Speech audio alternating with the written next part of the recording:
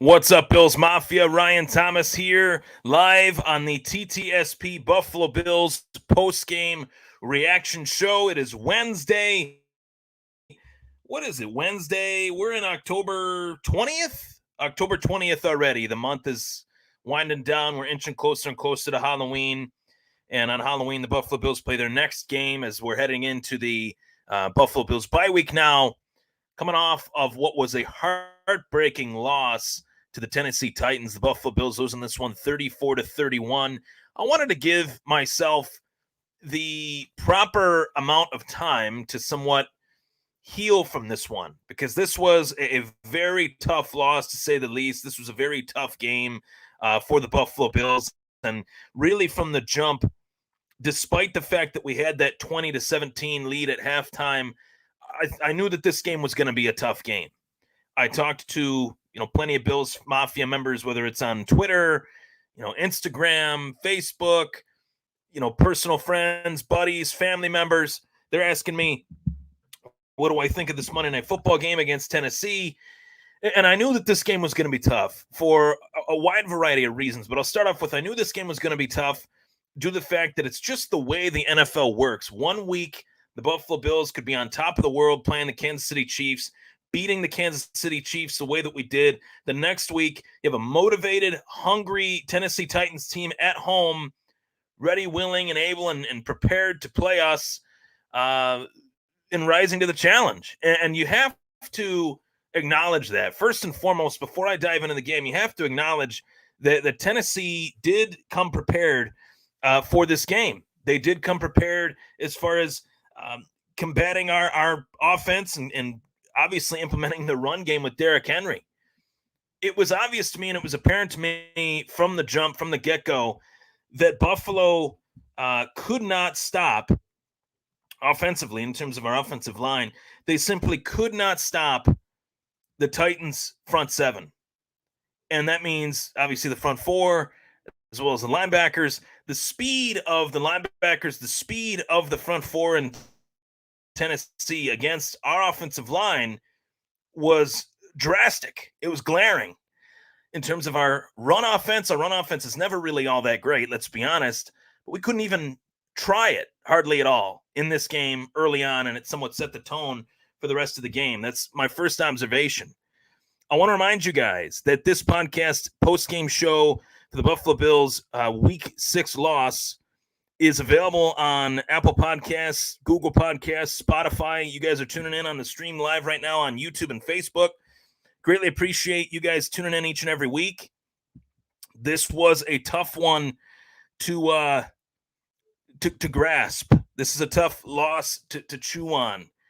And I want to give the Bills Mafia a reason to feel somewhat reassured and somewhat remedied after this loss, because I wanted to take as much time for myself as I could as far as recuperating from this loss, understanding it, figuring it out, why this loss went down the way that it did, and how we can get better moving forward.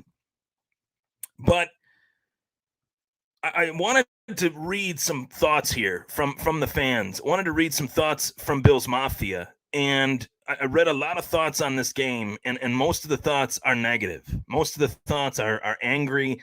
They're not happy thoughts. They're not, positive. And it's tough to be positive after a loss like that. I get that as well as anyone. But it's somewhat surprising, because I think it has changed our narrative, our mental space, our headspace, I should say, has changed quite drastically over the course of the last 2 years. Long gone are the days where we would watch these Buffalo Bills games and expect a loss. Long gone are the days where the Buffalo Bills, when they would play their best, they would play their best to a close loss. That was when they were playing at their best. They would lose close back in, the peak drought days. Now you have a completely flipped script on the state of the team now compared to what it was. And it takes true growth for that to happen. It takes true change to witness that. Now I turn on a Bills game, and my expectations are a win. My expectations are this offense putting up, 28 to 35 points a game. My expectations now are to see a well-coached team, a well-prepared team. I couldn't say that for a long, long time. And I think Buffalo Bills fans, I'm going to touch back on this in a little bit, but I think it's easy right now to get lost in this loss and say, oh, shoulda, coulda, woulda, we should have won this game. This was our game. It was our game. We're a better team than the Tennessee Titans. I will hold that opinion from now until the end of the year. And I guarantee you that we'll look back at this game and say, well, that game was just a week 6 loss. The Buffalo Bills have every reason to finish better than the Tennessee Titans by season's end. Whether it's we're in the AFC title game and they're not, or whether we make it further in the playoffs than them, regardless, we're a better team than the Tennessee Titans. This was a tough loss. This is a tough loss. This is one that, I wish we could get it back. I really do.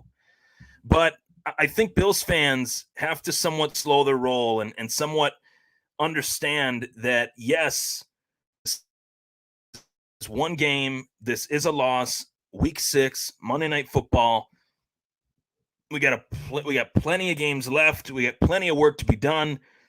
This is not the end. This is not even really the beginning. We're just getting into the thick of things as far as the true, nitty gritty of the season.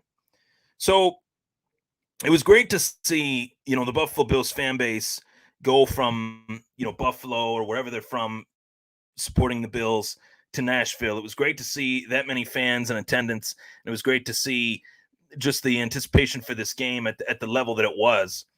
It was unfortunate that we came up so short in this one, in terms of just that last nail-biting loss. And I know as well as anyone, when the Bills have lost in this Josh Allen era, these losses are devastating. The loss to the Arizona Cardinals on the Hail Mary play last year, the loss to the Houston Texans in the playoffs a couple years back, the AFC Championship game last year against Kansas City, the Pittsburgh loss week 1 this year. All of those losses were hard to swallow due to one moment in the game. One moment in each of those games dictated those games. We could even go back to the loss against the Tennessee Titans last year. That was a one-sided ass whooping from Tennessee to us.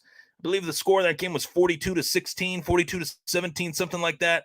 So it's a rarity to see this team lose nowadays. But when they have lost, it's been a gut-wrenching, knife to the chest, punch to the gut, kick to the groin type loss that it's tough to really move past it. I understand that. But I think fans are moving past it the wrong way, without the right approach moving forward and looking at the rest of this year. We got a lot of games left, a ton of teams that I think we can beat. I'd be hard-pressed to find another loss on this schedule if I'm looking ahead and being quite honest. On paper, I'm hard-pressed to find another loss on the schedule that isn't the Tampa Bay Bucs. And I think we can beat Tampa Bay, but that's like the only one that really jumps out at me that makes me say to myself, maybe we won't get it done. Maybe in that one we'll come up short. Observations of both the offense and defense. Offensively, I thought this game was one of Buffalo's toughest games yet. And Mike Vrabel dialed up a really productive and counter-punch type game plan for us to go up against. And it was apparent to me early on that this Buffalo Bills offensive line could not stop a cold, could not block really anyone on this Titans front seven. There were moments in the game, you go back and watch it on your DVR if you still have it recorded, where we saw guys just get completely blown off the line. Spencer Brown getting completely blown past. You saw, John Feliciano get blown past. You saw Mitch Morris get blown past. We saw a lot of moments in this game where the offensive line just could not contain that front seven of the Tennessee Titans. And I think that it made the offense completely dialed back. It didn't allow us to really dictate the pace of the game offensively the way that we would want, the way that we're accustomed to, because that time was just was just not there. That timing for Allen was really not there all night long. And despite that, despite everything that I just said about the offensive line and the line not looking as good as I would like it to, despite all that, Allen played fairly well. I would say played fairly well. And I'm curious to see what everyone else's thoughts were on Allen in this game. I know some people were saying, "Oh, I don't think he had a good day. I don't think he did what he needed to do." I thought he played pretty damn well, despite this being probably one of the toughest defenses that he played against. I mean, the stat line, for anyone complaining about Allen, the stat line, 35 of 47, 353 passing yards, 3 touchdowns and 1 interception. It's one of his best games statistically that he's ever played in. The interception, obviously, we don't want to see that. But running the ball, this was all pass, no rush. We had no ability to run the football. Devin Singletary led the Bills in rushing with 5 carries of 27 yards. 14 yards were conducted on 1 carry. Cole Beasley was getting it done. 7 of 88 for a touchdown. Diggs was 9 of 89 for a touchdown. Offensively, I don't really have too many complaints. It was a tit-for-tat, back-and-forth game.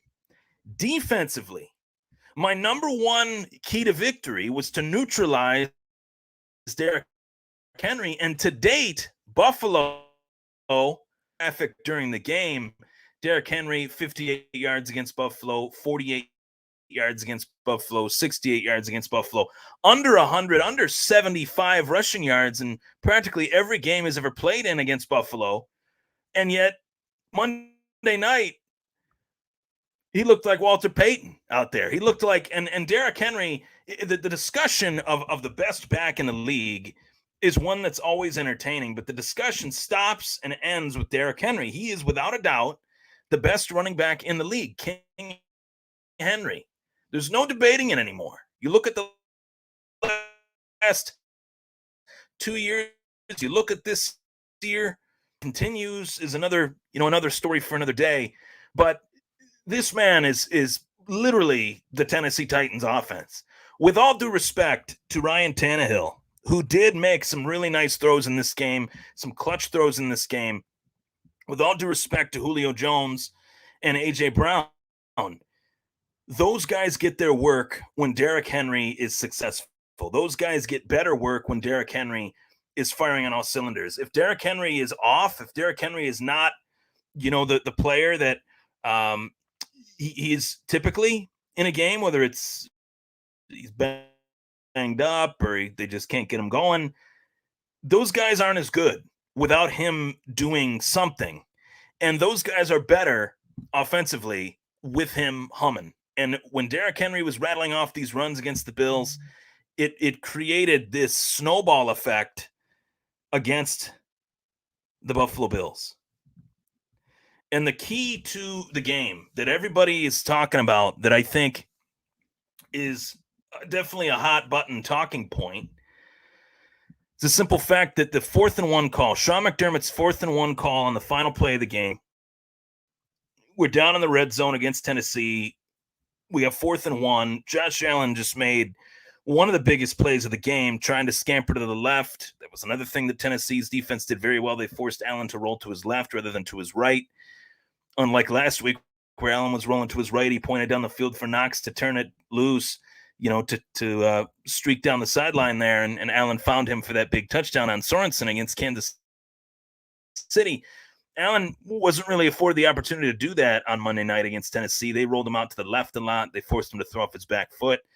Despite the fact that he has one of the best arms in the National Football League, it was tougher for Allen to see the field and read the field the same way with him rolling to the right. And that's something that I think Buffalo is going to have to adjust and game plan for moving forward. But this 4th and 1 call, I want to give my take on it. This 4th and 1 call is going to be debated by Bills fans for a long time, because this very well could be the last loss of the Buffalo Bills season. I talked about that from the top of the show. Bills fans will say, "Oh, you can't look too far ahead." I'm looking ahead. I'm sorry. I know this team. I know what they're capable of. I know that they're one of the best teams in the AFC. None of what happened on Monday Night Football against the Tennessee Titans 2 days ago changes that for me. Yes, the loss sucks. Yes, the loss, more likely than not, probably shouldn't have happened.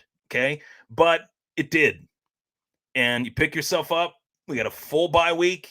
Then we got the Miami Dolphins on Halloween at home in Orchard Park, New York. I'm very excited for that game. I might actually go to that game, knowing that it's a huge opportunity for Buffalo to really reinforce. And I gotta say to Bills Mafia, y'all must have forgot. I understand that this loss was tough. I get it. I watched it. It was hard. It was frustrating. The game frustrated me. It was too much of a shootout. It was too back and forth. Ryan Tannehill rushed for a touchdown, for God's sakes. It was very frustrating. I understand that as well as anyone. I was frustrated after the game. I clicked the TV off right away, went to bed, and I wanted to take some time to really think this through and then post this post-game show for you guys. In the process of doing that, all I'm seeing is this rigorous debate over whether McDermott should or shouldn't have gone for it on 4th and 1. It's 34-31. We're in the red zone. We need one frickin' yard. 1 yard. 1 yard is all we need. With the NFL's best offense in the AFC or in the NFL, take your pick. I'd say Buffalo's offense, we'll just say for the sake of it, is the best in the AFC. We'll say NFC, Tampa Bay, AFC, Buffalo. If Sean McDermott had kicked that field goal and we tie it with one of the best kickers in the game in Tyler Bass, we're literally putting this game in the hands of a coin. Heads or tails? No heads or tails, no coin toss, no overtime, no settling for the tie, due in large part to the fact that the same Buffalo Bills fans that are talking about how McDermott shouldn't have gone for it on 4th and 1 are the same people that watched the entire game and watched Derrick Henry run us over like a freight train. Could Sean McDermott say to himself, I'll kick it here, tie it, hope that we get the ball and win the toss and receive and score a touchdown? Or can Sean McDermott say, I can most definitely rely on this defense tonight of all nights to stop this Titans offense one time? As the game wore on, this Buffalo Bills defense got worn down by Derrick Henry, got worn down by the crazy accuracy of Ryan Tannehill within 5 to 15 yards. 15 yards or more, Tannehill is not that great. But 5 to 15 yards down the field, Tannehill can dink and dunk it all day long on any defense. And I'm not saying that Ryan Tannehill is elite, but that's probably his best attribute as a quarterback, is his ability to throw the short passing game accurately. And they have the weapons to do it. And our defense was exhausted. So McDermott making this call, I was not shocked when they went for it. What shocked me more than anything in this game was the play prior to this 4th and 1 play. Josh Allen makes one of the best plays all season long, and it's 3rd and long, 3rd and something. He rolls out to the left. He goes to the first down. I was fully convinced that Josh Allen got that first down. Upon the replay, it didn't look like the ball was over the line. But what was crazy to me about this game is that when Allen rolled to the left and he tried to get that first down and he came up just short, it's under 2 minutes, but a possession like that in a spot like that wasn't reviewed with the same amount of time allotted as what we've typically seen this year. It was reviewed quickly. I think that lack of time between the second to last play and the last play of the game threw Buffalo off offensively and forced Buffalo to say, okay, we got to come. Okay, we're just going to sneak it. Whereas, yeah, he's 6'5", Allen. He's 6'5". He's 240 pounds. You only need 1 yard. He's pretty successful with the sneaks, but that's not the play I would have called in that situation. I would have called a different play. I don't question going for it. I question the play, the sneak. I'm not a fan of sneaks with quarterbacks. I'm not a fan of Allen running up the middle in general, let alone in a sneak. We saw Pat Mahomes 2 years ago get very badly hurt on a quarterback sneak. The quarterback is essentially dogpiled in a quarterback sneak. I don't like that play in that instance. Plus, as I talked about earlier, that play that was called the quarterback sneak, you're relying on your offensive line to make those blocks, to give you that little extra space to get that first down. For whatever reason in this game, more than any other this year, Buffalo's offensive line against this Tennessee front seven could not block, could not create openings for the run game. I would not have called that quarterback sneak. That's my gripe with that play. It's not that they went for it on 4th and 1. It's that they called a quarterback sneak on 4th and 1. I don't like the sneak. I would have rather them give the ball to Reggie Gilliam on a fullback dive than roll with a quarterback sneak. The ball snapped. I've watched this play so many times. To me, it looks like Allen slips or trips over Deion Dawkins' right foot, falls forward, and that's all she wrote.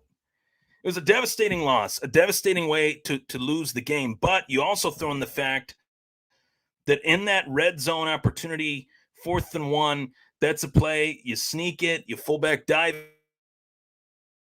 it, or you try to get it to your tight end. The tight end, Dawson Knox, was not. And now we're talking about something completely different. Dawson Knox is out for the foreseeable future. You have people saying, "Oh, this injury isn't going to be one where he's out for a little while." But now we're hearing rumors. Twitter is going wild that the Buffalo Bills could be trading for Giants tight end Evan Engram, which some Bills fans love it, some Bills fans hate it. I think it's an okay move. I'm not going to, jump for joy about it, but I don't think it's a terrible move. If Dawson Knox is out for the foreseeable future, you do need someone in that role. In this version of Brian Daboll's offense now, rolling into what is year 4 of Josh Allen's career, that tight end spot is pivotal in this offense now, given the production that we've seen from Knox out of that position this year. So not having Knox in there, that threw a wrench in things. And the penalties in this game were some of the worst penalties I've ever seen called in a game. Not the fact that the Bills committed penalties, but the fact that they were called in the form and fashion that they were. And it's frankly disgusting. It's 2021. We have all this technology at our disposal. We know the rules. Every NFL fan that is a diehard NFL fan like myself and like yourselves that watch this show know the rules front to back. And it seems as if we know the rules better than the referees.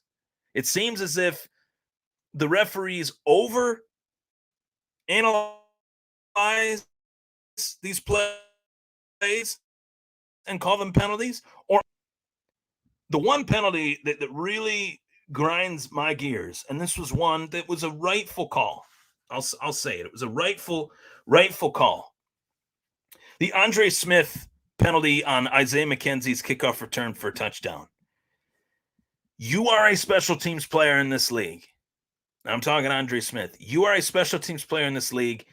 You play a limited role on the kickoff return. You're not out there defensively. You're not out there offensively. You're in one phase of the game, special teams. It's very important. It's a very important piece of the game. Game's 3 phases. It's one of the 3 phases. But you're not starting on 3rd down. You're not starting on 2nd down. You're not starting on 1st down. You're starting on kickoff returns and punt return coverage.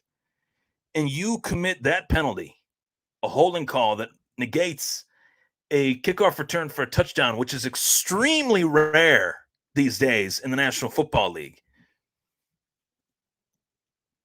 that is a discussion that, let's say I'm in there. I know I'm not, but let's say I'm in there as the coach. That's one that we got to talk. We got to talk, figure out what the hell were you thinking on that play? What the hell were you thinking committing that penalty in that moment, in that you can't make those mistakes as an NFL special teams player. You can't make those mistakes as an NFL player, let alone as an NFL special teams player. So Andre Smith, that penalty is something that I'll think about when looking at the final record of the Bills this season and think we're an Andre Smith penalty away from being such and such, whether it's 14-3 or 15-2. We'll see. What is the state of the Bills heading into the bye? The state of the Bills is this. The state of the Bills is the simple fact that this Buffalo Bills team is just as good as anyone. This Buffalo Bills team is still a front runner for the AFC title game. This Buffalo Bills team is still a Super Bowl caliber team. I think that there is work to be done. They are not a finished product, but knowing that they're not a finished product yet, and understanding that they're not a finished product, and knowing that there's plenty of room to grow, despite what we have seen as far as a successful season thus far, says a lot to me as far as how good this team actually is. I expected to go 0-2 when we read this schedule featuring the Chiefs and Titans back to back. I did. I had the Bills going 14-3 prior to the season starting, with 2 losses to Kansas City, Tennessee, as well as the Bucs.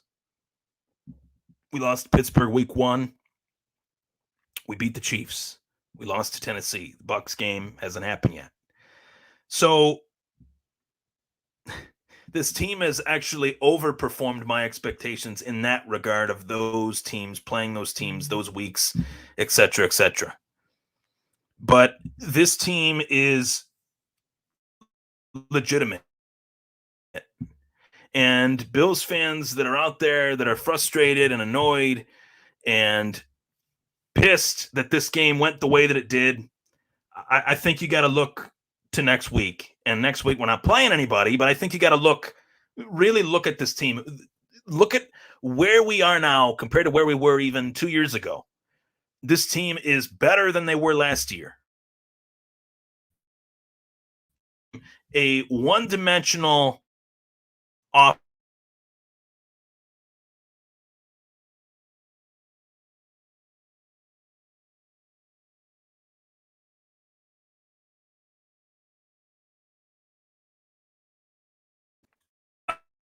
I love to see the fact, these last few weeks I cut out there, my apologies. I love to see the fact that we've seen a balanced attack from this team these last few weeks, but Tennessee didn't allow us to do that. And we have to figure out a way to have a balanced attack week in, week out, no matter who we're playing. Balanced attack meaning offensive passing game as well as an offense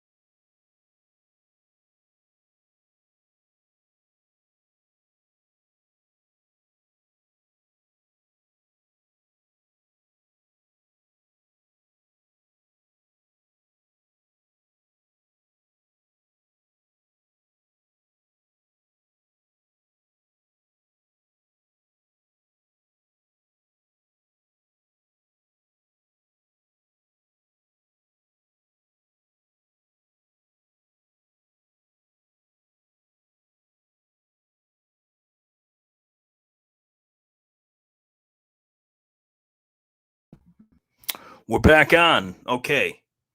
Pretty sure we're back on. So my point is, wrapping it up here. My internet cut out. My apologies on that. But my point is, I think that this team is legit. I really do. I think we improved based on last season. We improved.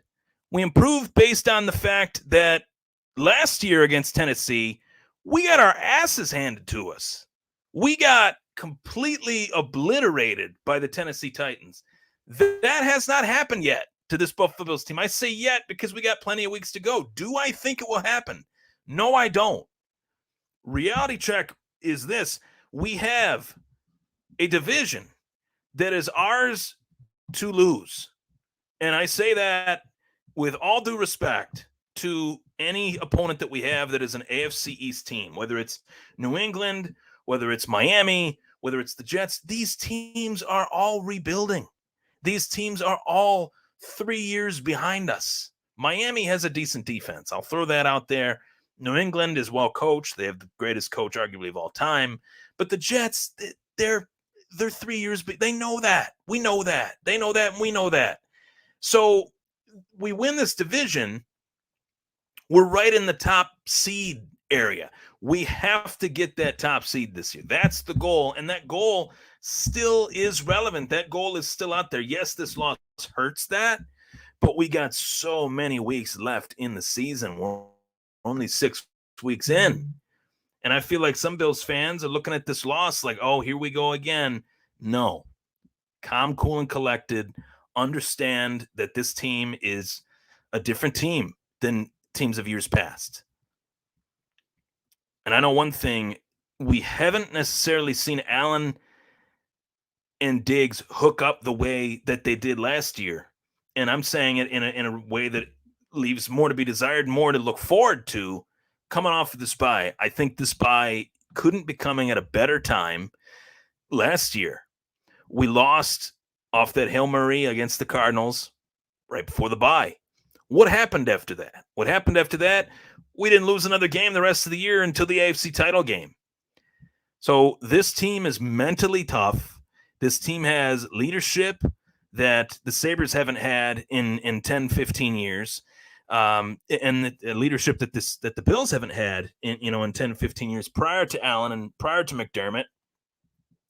And I'm feeling really good about preparing for Miami with an extra week, knowing that this AFC East division is ours to win and it's ours to lose. I say it's ours to win because we should win this division. It's ours to lose because we should win this division. So I'm thinking that this is going to be a real turning point for the Bills in the right direction. This loss will actually help them long term. It's just a tough one to swallow. It is. So with all that being said, I'm Ryan Thomas. Sorry for the internet issues cutting out on me. I was on the show for about 28, 29 minutes, and then there was a couple minutes of a delay, and then I had to enter back into the stream to get back on and chat with you guys. But one thing I know, I'll be right back here, even during the bye week, with hopefully some news that will be, beneficial to the team, with news that the Bills could be in on trade talks for Evan Engram. I've always liked Evan Engram. I know he's had his own fair share of injuries, but with Knox and the hand injury, we don't know the severity of it. I've talked to a lot of people. Kyle Trimble, a guest on the show, of course, a time or two, and he's talked to me about how this injury is not that serious, so they shouldn't need to make a trade. Well, maybe they're looking to make this trade for other reasons, to just amp up the offense, make the offense more formidable with the 2 tight end set. We'll see. But that could be news that could be announced in the coming days that I'll obviously have a reaction to in the next episode next week. So stay tuned for more. Of course, every single week I've given you guys pregame shows, postgame shows, my reactions to these games. Some weeks it's been better than others for obvious reasons. When we win, it's easy to recap these games. We lose, it is tougher. The week 1 loss to Pittsburgh, not fun. The 4 straight wins after that, very fun. This loss stings more than the Pittsburgh loss, to say the least. But I think that this is going to bode well for the team moving forward. Fantasy football news as well. A lot of running back questions and a lot of questions in regards to one of the worst bye weeks that I could ever remember in fantasy football history. Week 7 this week, due to the 17-game schedule. Week 7 this week, I have a league where I have at least 6 or 7 players on bye. And I'm praying to the Lord that these waiver wire moves for tomorrow morning, in this league, the waiver wire goes through on Thursday. I'm praying that these moves work and that these moves actually are allowed to happen, that these claims, that nobody else is making these claims, because I'm 6-0 in this league. And in this league, if you're 6-0, you have the 10th waiver. The more you win, the worse your waiver number is. It's based on the standings. So I'm holding my breath on these waiver claims, hoping that I can get some of these guys on the team for this, upcoming matchup, week 7. And 6-0, I wanted to keep it rolling, but it's going to be tough with this bye week. So tomorrow, I'm going to be posting some things, writing some stuff up for you guys on my Substack, ryanthomas.substack.com. I have a few articles coming out that you guys can read and enjoy, whether it's football, fantasy football, mixed martial arts. We got a lot of big fights coming up, fights that, oh my God, this next 2 months of UFC are massive for the sport and massive for just the calendar year. I mean, it's almost as if the UFC waited to the end of the year to give everybody the best fights possible. But it's been a great year for the UFC, but just the cards in November and December are so loaded, and I can't wait to dive into these fights for you guys on the show and write some cool pieces on them. So a lot of cool stuff upcoming. I'll have some awesome guests on the show as well that I'm working on for the Sabres segments on the show. How about these Sabres, by the way? 3-0 to start the season. Donnie Granato looks like he's the right guy. We'll see, how it pans out. I'm not getting too overzealous on the Sabres, but I like what I've seen so far. I'll be at the game next Monday against Tampa Bay, and I'm looking forward to it. So with all that being said, thank you so much for tuning in. That was the Thomas Take. I'm Ryan Thomas. Go Bills, and stay tuned for more next week. See you next time.